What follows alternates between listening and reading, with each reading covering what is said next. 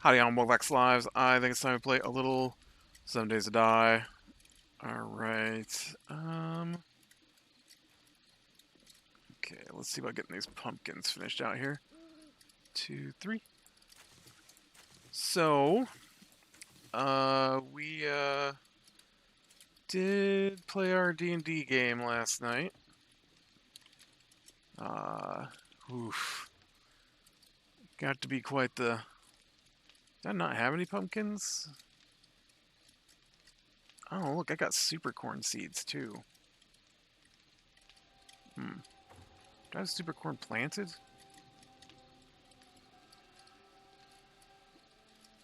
I don't think I have super corn planted. Weird.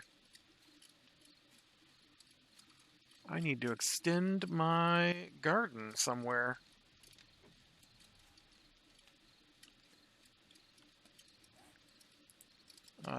Oh, I have a ton of pumpkins. They're in my inventory.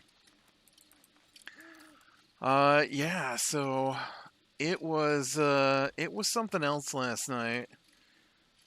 It's been a while since we had one of these sessions, for sure. Uh, so we so I've got 11. 2, 3, 4, 5, 6, 7. So basically I need to extend out that way, or I need to extend over this way is probably better.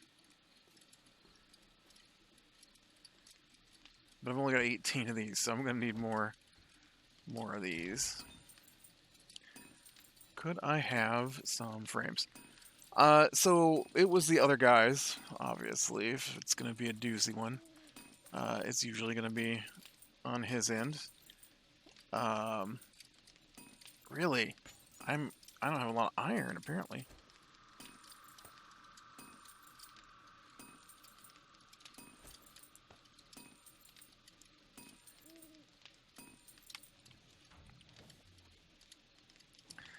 And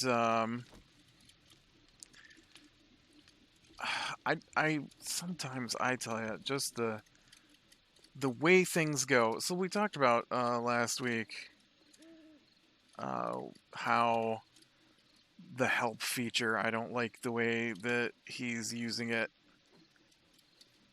and he did it to abuse it. It's not like it's something he's like, oh yeah, no, this is how this works. No, this is a way he knows that it can be abused, and so therefore he's abusing it. 1, 2, 3, and he's there's a type of player. 1, 2, 3. Oh no, it's a type of player that is on the list of worst types of player kind of thing, and he is definitely playing from that concept, and that is it's just what my player would do. And so he it's just what the rules, it's just how the rules work. It's not my fault that I'm abusing the way the rules are written because they've decided that it's okay to play the way abusing the rules. Anyways, that was last week's rant about D&D. This week's rant, so we're going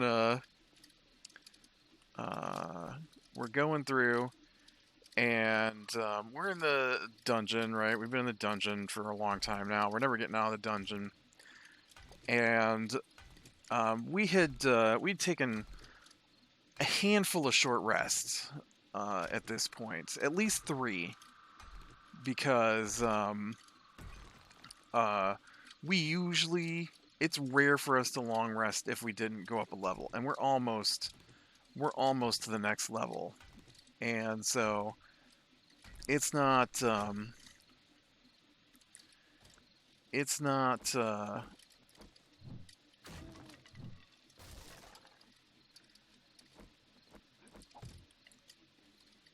it's not something that recently happened, because the way the rules work is A short rest lasts an hour. You can take any number of short rests you want, provided you can find an opportunity to do one. Obviously, you can't short rest in the middle of a battle. That wouldn't make any sense. Okay, that's enough of those for right now. I need my other things. But a long rest you can only take once a day. But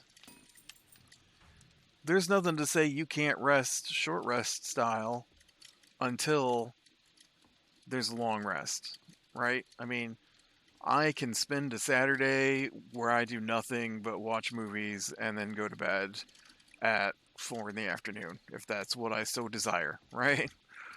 So we reached one of those situations last night, and we we had uh,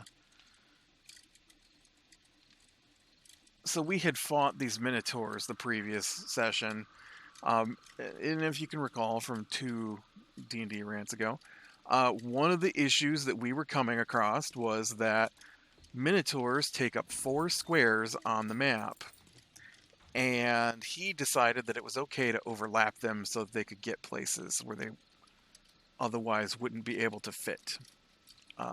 So some of that started happening again last night. We brought out some more minotaurs, and then they started overlapping other characters that we were fighting and overlapping each other so they could get into places. And I don't understand why he thinks that is okay. I clearly they're designated a certain size, and you know what? It actually I feel like the D&D ranting started earlier this week. So was it Tuesday?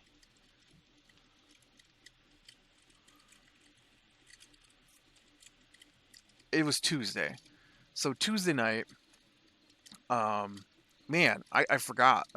So the D&D stuff started Tuesday night. I know, which is weird that we would start on a day we don't play D&D, but yeah, he basically, can I place? No, okay. Basically, what has happened is when we started this campaign, I made some suggestions to rule changes.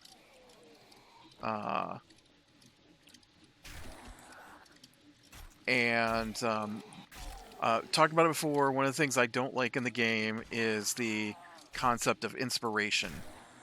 There's different kinds of inspiration. I'm fine with the Bard inspiration. Bard inspiration is a class skill by bards, and the bards will. I think it just goes right here. No, it goes right here. Bards will do what they call inspire, right? I have 0 problem with Bard inspiration. That's not my issue. My issue comes into play with the DM inspiration. What is happening there?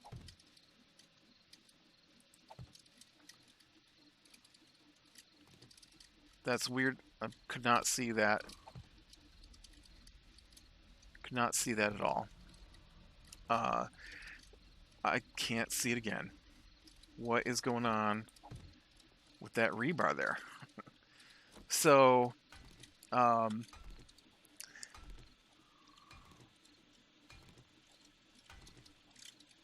so the rule book has you start with 5 inspiration points. 5 inspiration points plus half your level. And then every time you go up a level, you add half your level to the initial 5. And I felt like the initial amount was too much. And so I suggested that we do 1.5 times your level. And so instead of starting with 6 points, which seems like a lot for something that's going to be over in like an hour or 4 hours, right? First level is very, very quick to get through. That instead we do 1.5 times your level, so you'd have 2 points to start with, which seemed reasonable because inspiration, the way we use it is you get to re-roll a dice roll. Not Bard Inspiration. Bard Inspiration is a different thing. We're talking about the DM Inspiration. And my problem with DM Inspiration is that it is given by the DM when the DM is pleased with what somebody did, which would be fine if the DM was pleased evenly with what people did, but it doesn't happen that way, and so some players will go entire campaigns never having hit whatever tickled the DM's mood at that moment. And so I don't like it. I think it's a terrible mechanic.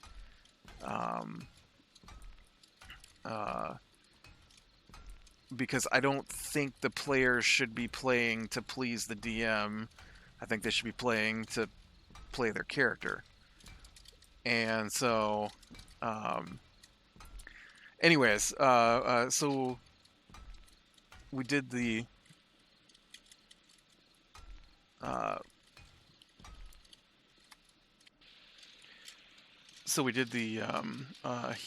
no, dang it, I didn't want to do that.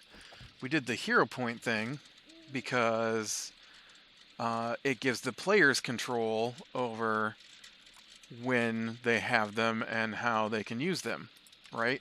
And it seemed more, sure, you get more over the course of the game, but it also, it's either that or I don't want inspiration to exist at all in the game. I don't, one or the other. I don't like the DM is like, oh yeah, that made me laugh. Here's some inspiration. And I don't mean like, oh, what your character would have actually have done. No, you made a pun. I thought that pun was funny. Here's some inspiration.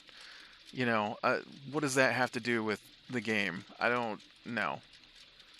Oh, dang it. If I take that out, my electricity will go away.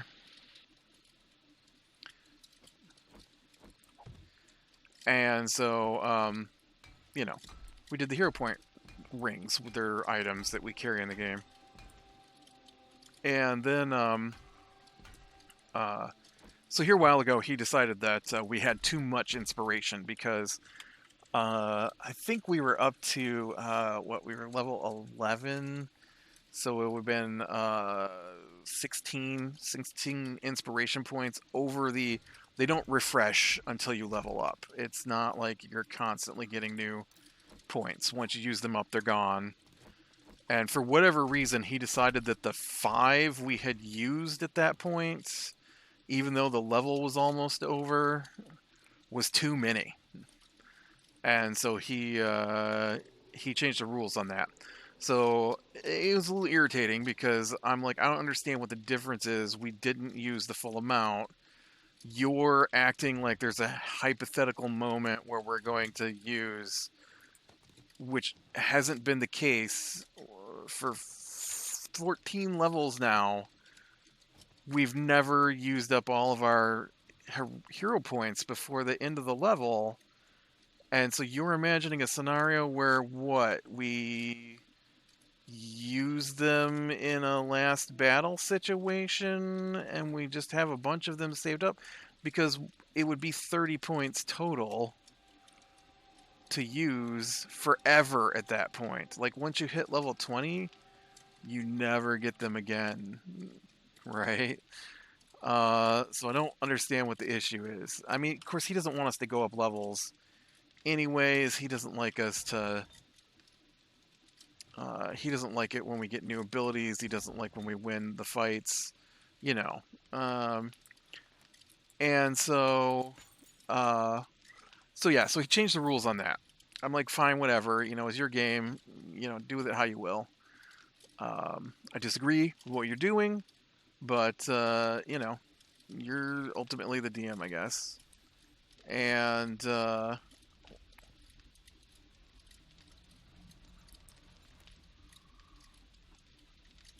I thought I had grabbed the cement out of there. I guess I just told it to make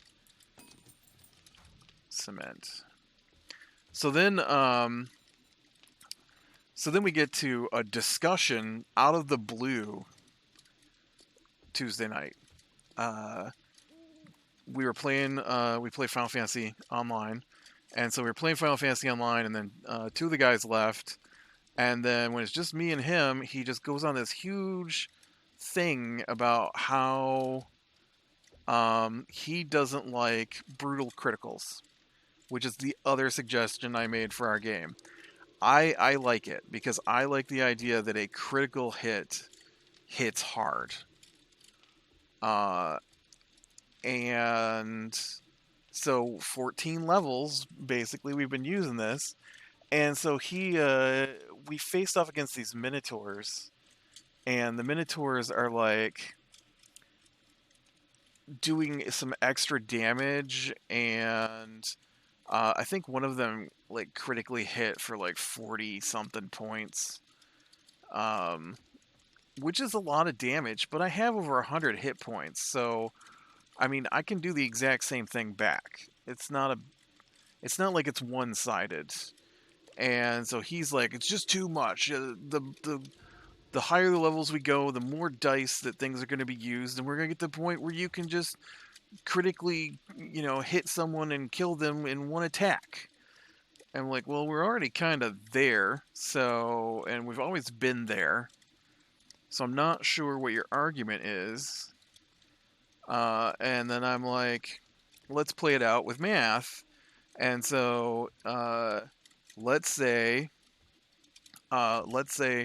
the Minotaur hits with a crit. So Minotaur does 2d12 damage. So a brutal critical means they start with 24 damage, and you add the amount on the dice. So let's say they rolled high, an 8 and an 11 for their damage. So that would be 24 plus 19 would be 43 damage. Or we could do one of the other methods, and he likes double the dice. I don't like it because sometimes you roll a 1 for your damage, and then you got 2 damage, right? What kind of critical is that? And so I'm like, so if we double 19, that's 38 damage. That's a difference of 5 points of damage if it was a double the dice or a brutal critical. So explain to me why you don't like it. And he's like, I just don't like it because I don't like it. I'm like, but that's not a reason. You'll have to explain to me why I don't. I'll have to think about it, and then I'll come back and explain to you why I don't like it.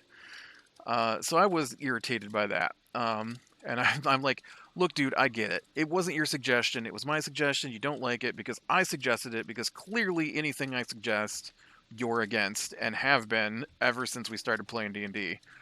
Therefore, take it out. We don't have to play it. It's your game. Take it out. You don't want to use it? We won't use it. But stop him-hawing and acting like it's a big put-on that we force you to use a rule that we all agreed to use. Seriously, man. Just take it out. So, we get to last night's game. I'm already irritated because that was a day ago at this point when we had this big argument about brutal criticals. And so we get in there and we enter this room where there's these pillars, and there's a lot of fog in this level. And so he says the fog is tinged red in between the pillars.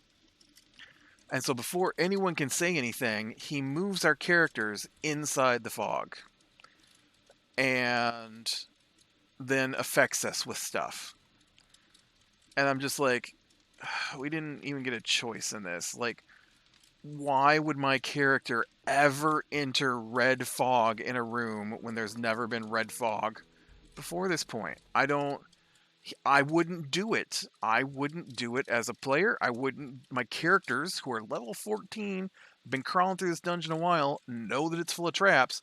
Not gonna enter red fog. Not gonna happen. But nope, he put us all four of our characters in the red fog. I was like, this is what happens to your guys because you entered the red fog. But I didn't enter the red fog. You put me in the red fog. You did it. And I really, really hate when he does that. Because it's like the worst thing you can do is take control of your players' characters and decide what they do. Because what's the point of us playing the game if he's going to make the moves? So then, after we deal with that, and I use my last 6th level spell slot, we then come across 4 guys, and 2 of them have the ability to charm people in a way that allows them to issue commands, which is a special kind of charm. And so what's he do? He keeps attempting to charm my character until he succeeds.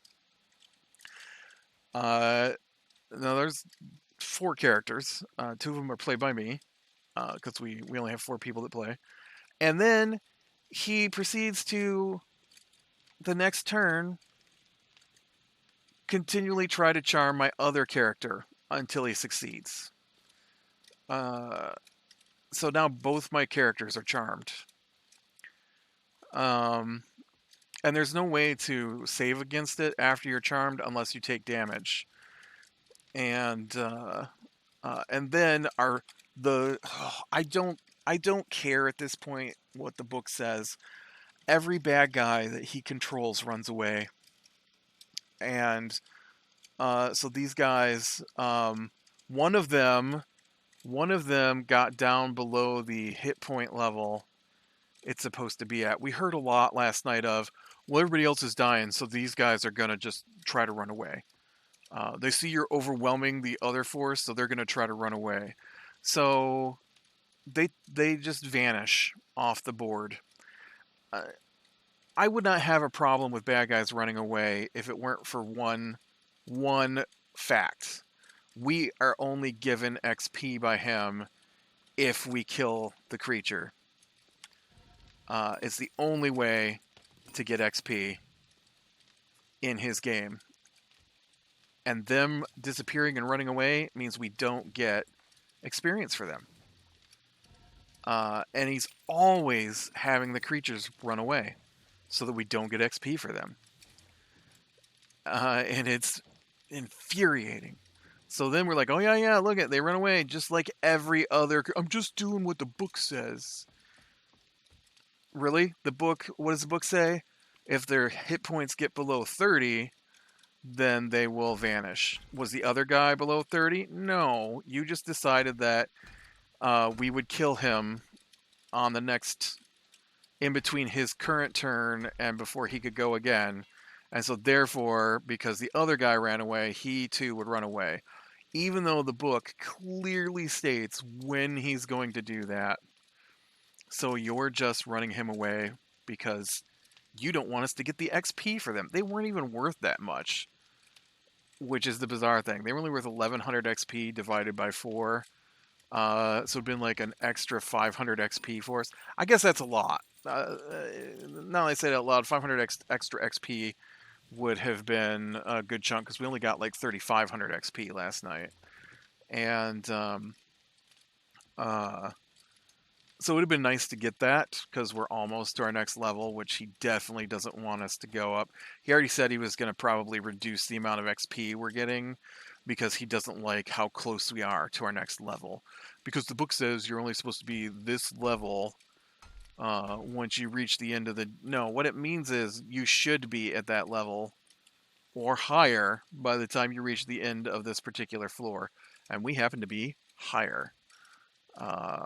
And so then after that happens, This is when, at this point, I am not angry, but I'm well into irritated at this point with the game last night, and we're like, all right, so my guys hit hard. My guys were charmed and told to attack the other players. I nearly killed both of them. Uh, and so the one guy's like, we need to go take a long rest. And he says, I don't know if there's been enough time since you took your last long rest. And I'm like, no, it's been a while. We definitely have been going a while since our last long rest. He's like, well, it's only one long rest per day, and I don't think it's been a day since you took your last long rest. And I'm like, well, no, because we've had like 3 short rests, uh, and he's like, well, you've only been on this floor for a short period of time. I mean, you've only been to these 2 sections with big battles. I'm like, well, we didn't long rest in between floors. Um, we've had 2 short rests on this floor and 1 short rest on the previous floor since the long rest. So that's at least 3 hours there, plus the travel time between floors. And I'm pretty sure the last time we long rested was after we went up our level. We went and stayed in the Lightning Behir's den, is where we long rested. Um, I'm pretty sure that's where our long rest took place. And he's like, I'm pretty sure it's been more recent than that. I mean, you can only long rest once a day, so I don't think you guys are going to be able to take a long rest right now. So we're almost dead, right? And he doesn't want us to long rest. Um, and I'm like, okay, well then, you're wrong. I'm tired of this. You're just straight up wrong. We have not long rested on this floor, and we only long rested once on the previous floor. And we went through uh, a whole section of Dark Elves after our long rest. And then we came down to this floor and we did everything up through the Minotaur group last session. And we have now done everything on the other half of the bottom half of this map. Um, and so even if it hasn't been a full day since our last long rest, we'll just pull back into the tunnel between floors and long rest. Well, I mean, you haven't had enough time though. You can't long rest because there has been. I'm like, we'll sit around and play cards or something until we're tired. Clearly, some of us need long rests, or we can't go on. Well, I guess you could do that, or you could probably like return to town if you wanted. So is that what you guys want to do? You want to return to town for your long rest? Like, no, we're gonna go in the tunnel between floors and long rest there, like we just said we were going to do. Oh. And so then, uh, so then we get into the next fight, and we're fighting, and he brings out all this stuff, and we start fighting it, and he doesn't even know what's going on at this point. And he says, we do 16 damage to this iron spider thing, and he says, oh, it takes another 16 damage, and I'm like, it takes another 16 damage? We've never hit it. What is he talking about? And so I sent a message to one of the other guys. I'm like, 16 damage? Did we hit that thing while I wasn't looking? He's like, yeah, no, we haven't touched that yet, so I don't know what he's talking about either. Um, and then he starts overlapping the creatures again, because it takes up 4 blocks. It should be in its own 4 blocks, not 3 of the blocks are its. One of the blocks is shared by another 4-block creature. One of the guys was in the same space as another 1-block creature. and because he's always doing that, trying to make stuff fit through spaces. It's because it's part of the game, right? You're blocking bad guys from getting through, and oh yeah, and so then we get through all that.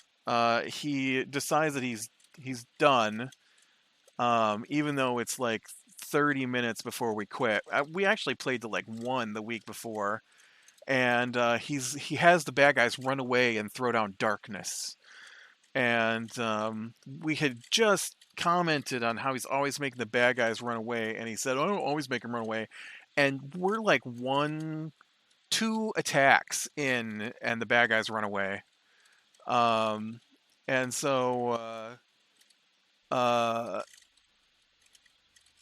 they throw darkness down. And so I'm like, well, I'll cast Dispel on the darkness because we were going after him. Because I was like, all right, I'm going to move my guys over here then near the darkness. He's like, are we chasing those guys down or are we coming out of combat? I'm like, oh, well, I didn't realize we were still in combat. And so I put my guys back and I'm like, he's like, yeah, it's your fighter's turn. I'm like, all right, well, he's going to move over here and hold his action in case a bad guy comes out of the darkness. And then it's my next guy's turn, and I will move him over there, and I will cast Dispel Magic on the darkness. And he's like, well, I mean, that's not going to get rid of all the darkness. I'm like, did they stack it on top of each other? He's like, well, no, they spread it out in a line. I'm like, okay, well, I can get rid of the first part of darkness with my first Dispel Magic, and then we'll see what we're doing. Um, oh, and when we were fighting, he kept bringing in more guys, only they didn't come in from off screen. He would just place them in the middle and then let them take full turns as if they had always been there. Although clearly they should have been running from off screen, and so they should have used up their turns moving. And so he did that 3 times during that combat. And then he's just like, it's I think we'll just get into it here so I can have time to lay out this darkness, and then you guys can pick up next time that we play this one, attacking the Drow Fortress. Because there's a big fortress coming up. We don't even get to discover it. He just flat out tells us that there's a big fortress coming up, and and then after it's all over and everybody except me and him are gone from the voice channel, he says to me, was my DM style irritating you tonight? Because you seemed really upset while I was trying to figure out what's going on with the long rest. I'm like, dude, we hadn't taken a long rest on that whole floor, and you knew it.